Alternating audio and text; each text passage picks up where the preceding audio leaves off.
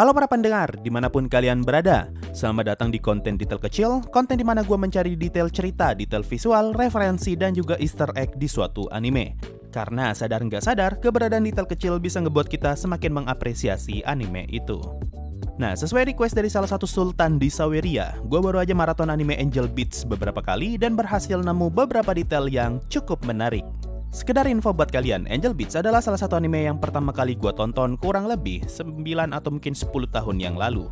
Dan pada saat itu gue nggak tahu kalau cerita anime ini bakalan nyesek. Tapi sisi positifnya, kenyesekan itu justru ngebuat anime ini cukup berkesan buat gue.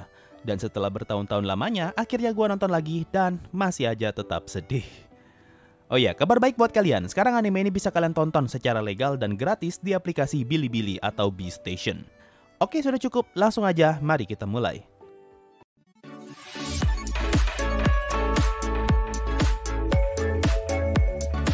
Detail pertama, mari kita bahas mengenai judul. Mungkin beberapa dari kalian ada yang nggak tahu, judul anime ini adalah Angel Beats, yang kalau diartikan ke bahasa Indonesia berarti ketukan malaikat. Nah, kata beat adalah sebutan untuk ketukan atau ritme dalam musik, makanya di opening kita diperlihatkan Kanade yang sedang bermain musik atau lebih tepatnya piano. Jadi Angel Beats bisa diartikan sebagai malaikat yang sedang bermain piano. Tapi kata beat juga bisa berarti mengalahkan, jadi arti lain dari Angel Beats adalah mengalahkan malaikat.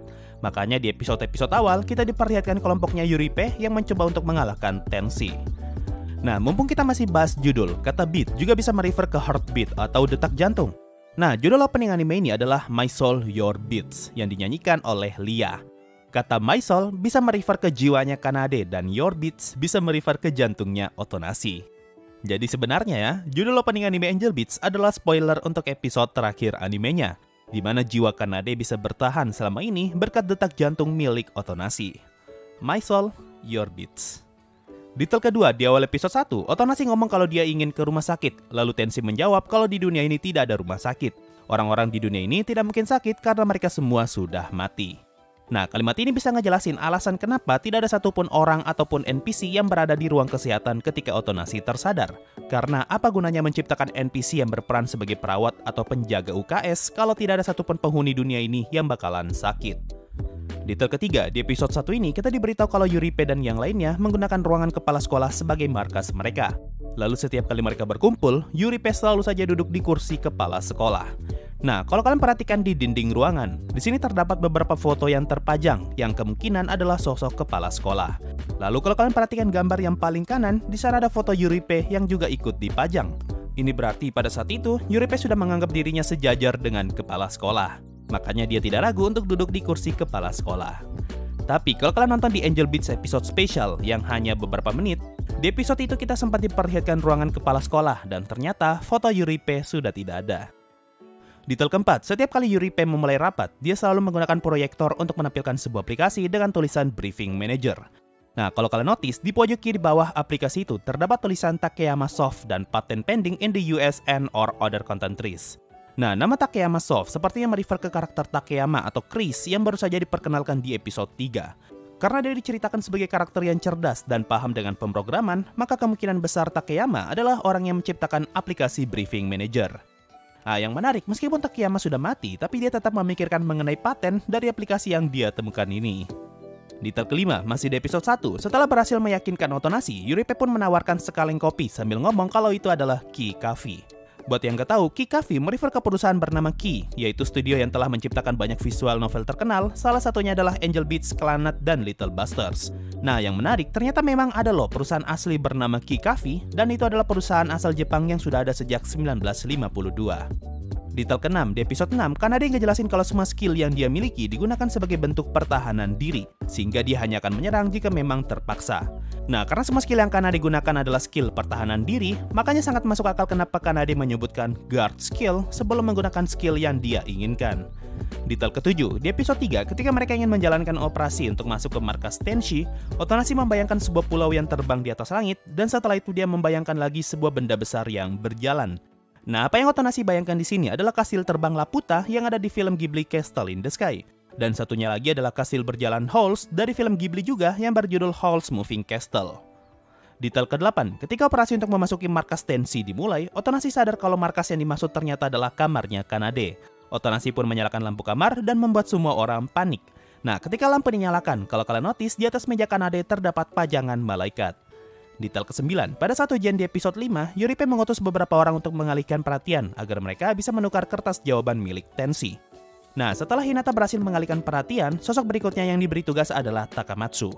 Lalu untuk meyakinkan Takamatsu, Yuripe pun ngomong, "Apa kau pernah mendengar cerita The Boy Who Cried Wolf?" Mendengar hal ini, Takamatsu membalas, "Mengulangi kebohongan ngebuat seseorang kehilangan kepercayaan." Nah, mungkin kalian pernah dengar cerita ini, tapi nggak tahu judulnya. The Boy Who Cried Wolf adalah salah satu cerita buatan Aesop yang ada di dalam Aesop's Fable. Intinya, kisah ini bercerita tentang seorang bocah pengembala yang membohongi warga dengan ngomong kalau ada serigala yang datang. Tapi karena kebohongan itu dilakukan beberapa kali, warga pun mulai tidak percaya dengan bocah itu meskipun pada saat itu serigala asli beneran datang. Detail ke-10, banyak dari kalian yang pasti baru nyadar kalau Yuripe menghilang setelah dia kembali dalam keadaan terluka di bagian akhir episode 7. Tapi kalau kalian sadar, sebenarnya Yuripe sudah menghilang dari layar tepat setelah Kanade membelah dirinya. Jadi, ketika teman-temannya yang lain balik ke sekolah sambil membawa monster ikan, Yuripe justru lagi sibuk melawan klonnya Kanade. Detail ke-11, ketika scene flashback Yui di episode 10, kita diperlihatkan seperti apa kamarnya Yui, dan di scene ini ada beberapa boneka yang dipajang. Nah, semua boneka itu adalah easter egg untuk anime buatan Jun Maeda dan juga Ki. Untuk boneka dinosaurus dan anjing adalah easter egg untuk anime Air, dan boneka babi adalah easter egg anime Clannad. Detail ke-12, di episode 8, Yuripe sedang sibuk mengotak-atik program Angel Player untuk mencari cara agar klonnya Kanade bisa dihilangkan. Lalu ketika berhasil, kita pun diperlihatkan Yuripe yang menekan tombol Enter. Nah, di sini yang singkat ini, terdapat pemandangan yang cukup tidak wajar bagi kita di tahun 2020-an, yaitu keyboard yang Yuripe gunakan ternyata mempunyai tombol F13, F14, dan juga F15. Nah, detail keyboard ini berkaitan dengan tahun rilisnya Angel Beats, yaitu sekitaran 2010 yang terhitung cukup jadul. Bahkan penggunaan Windows XP masih cukup ramai pada masa itu. Nah, salah satu teknologi jadul pada masa itu adalah keyboard yang mempunyai tombol hingga F16. Makanya jangan heran kenapa bisa ada keyboard dengan tombol F15 di anime ini. Nah, salah satu contoh keyboard yang punya F16 adalah keyboard Apple yang rilis di tahun 2003. Detail ke-13, mungkin banyak dari kalian yang sudah nonton Angel Beats tapi masih nggak paham dengan scene ini. Di episode 11, ketika semua orang sedang bersiap-siap untuk berpisah, kita diperlihatkan Takeyama yang sedang duduk di atas atap sambil ngomong kalau ini adalah waktu yang tepat untuk berhenti. Setelah itu, scene pun bergeser ke layar laptopnya Takeyama. Nah, buat yang nggak paham, pada saat itu kita diperlihatkan layar laptop Takeyama yang bertuliskan buku catatan harian. Jadi ternyata alasan kenapa kita selalu diperlihatkan Takeyama yang sibuk mengetik di laptopnya karena dia sedang menulis buku catatan di laptop itu. Dan episode 11 menjadi momen terakhir sekaligus penutup untuk buku catatan yang sudah dia buat. Detail ke-14, ketika semua orang sedang sibuk melawan para Shadow di episode 12, Tike pun datang membantu sambil ngomong kalimat "knocking on heaven's door". Mendengar kalimat itu, Hinata merespon dengan berkata, "Itu mah Bob Dylan". Nah, kalimat tadi merefer ke sosok penyanyi Amerika bernama Bob Dylan yang salah satu lagunya berjudul Knocking on Heaven's Door. Detail ke-15, ketika Yuripe berhasil menemukan pelaku yang menyebabkan kemunculan para Shadow, sosok itu ngomong kalau dunia ini telah tercemar dengan cinta dan hal ini sangat berbahaya. Oleh karena itu para Shadow harus diutus untuk meriset paksa penduduknya. Nah, melihat kemunculan para Shadow di episode 11 dan lamaran Yui di episode 10, ini berarti pemicu kemunculan Shadow adalah perasaan cinta Hinata kepada Yui. Detail ke-16, di episode 3, kita diperlihatkan poster untuk live konser Girls Dead Monster yang pada saat itu vokalisnya masih Iwasawa. Tapi setelah episode 3, vokalisnya berganti ke Yui. Nah, di episode 13 ini, kita diperlihatkan tempat berlatih Girls Dead Monster dan di sini ada dua macam poster. Poster paling kiri adalah posternya Iwasawa yang ada di episode 3, dan poster paling kanan adalah poster baru di mana vokalisnya sudah berganti ke Yui. Kalau nggak salah ya, ini adalah satu-satunya momen yang menampilkan poster Yui sebagai anggota dari Girls Dead Monster. Dan detail terakhir, gue cuma pengen ngejelasin sedikit mengenai episode spesial Angel Beats yang bercerita tentang Otonasi sebagai ketua OSIS.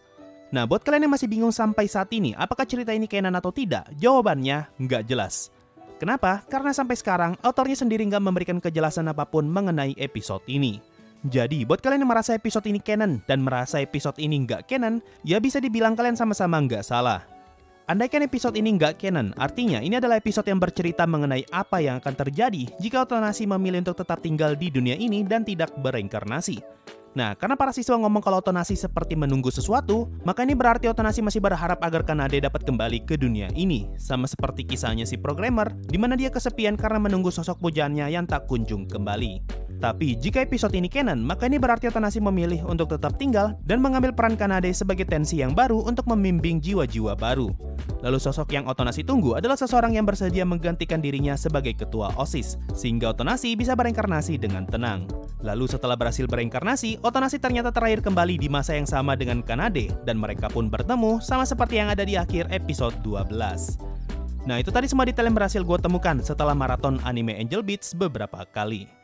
Mungkin itu saja untuk video kali ini. Makasih semuanya sudah mendengarkan sampai di titik ini. Sampai jumpa di video berikutnya. Dan bye-bye. Sebelum masuk Saweria, gue ucapkan terima kasih banyak untuk para petualang Adamantite di bulan ini, yaitu El Nino Savelli, Nigredo Fan, Fieri J, dan juga Joseph Rafael Andre. Yo, waktunya Saweria ada dari Suntot, pahlawan badut. Gimana pendapat Sensei tentang fenomena meresahkan, di mana banyak MC naif plus bodoh di anime manga? Jujur nggak tahu apa menariknya model MC seperti itu. Kalau gue pribadi sih, gue nggak ada masalah dengan MC naif, asalkan nggak terlalu berlebihan gitu naifnya ya. So itu tadi dari Saweria, makasih semua yang sudah donasi dan gabung jadi membership. Thanks a lot and bye-bye.